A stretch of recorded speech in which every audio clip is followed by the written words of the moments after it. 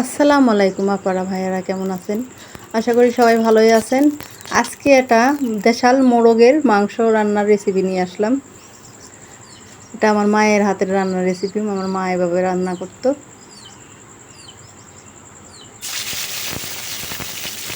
প্রথমে দিয়ে দিলাম পেঁয়াজ, রসুন, আদা, জিরা সব কিছু, ধনিয়া সব কিছু আমি একসাথে বাটি নিয়েছি।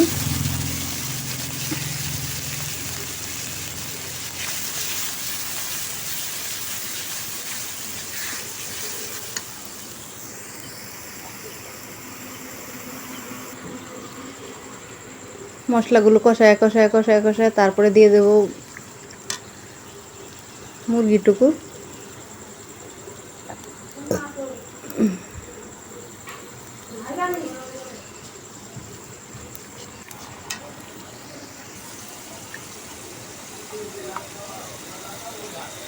এখন আমি মুরগি দিয়ে দেব।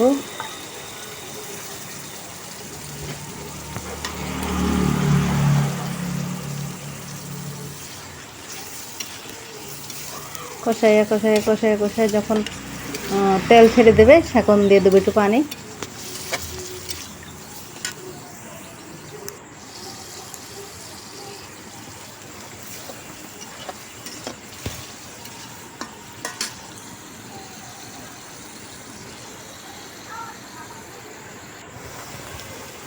কষানো হয়ে গেছে, এখন দিয়ে দেবো একটু পানি।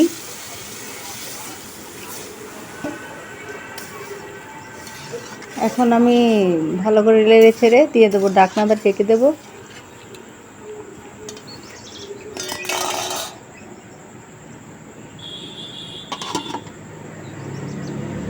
ফিরে আসবো 10 মিনিট পরে। 10 মিনিট পরে ফিরে আসলাম।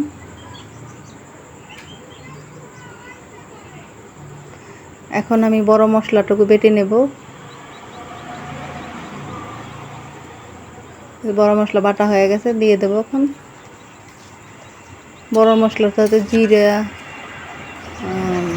এলাচ, দারচিনি একভাবে বেটে নিয়েছি।